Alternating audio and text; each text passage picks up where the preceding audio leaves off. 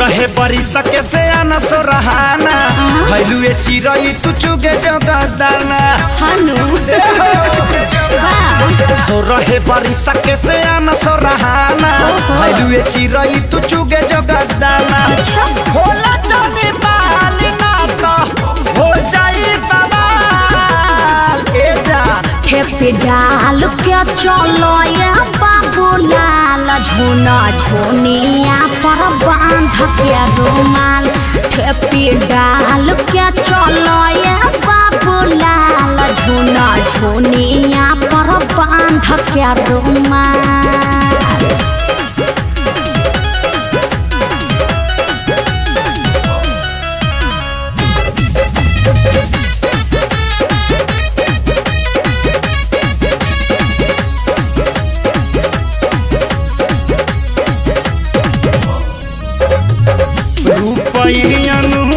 लागे जाड़ा के धूप हो छुई मुई लागो तारू कैसे रही चुप हो।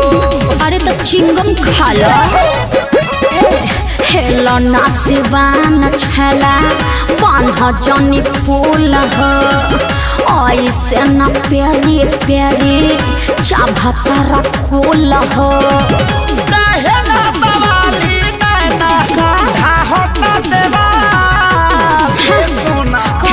डाल के चलो ये बाबूलाल झोना झोनिया पर बांध के रुमाल ठेपी डाल के चलो ये बाबूलाल झोना झोनिया पर बांध के रुमाल।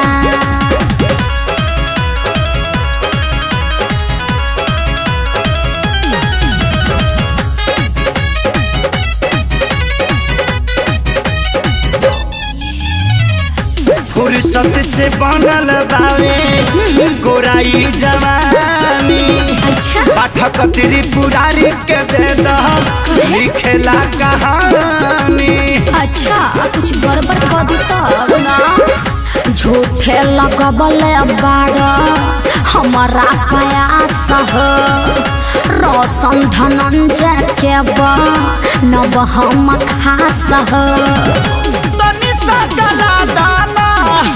खेसरिया के दाल ए जानो ठेपी डाल के चलो ये बाबूलाल झोना झोनिया पर बांध के रुमाल ठेपी डाल के चलो ये बाबूलाल झोना झोनिया पर बांध के रुमाल।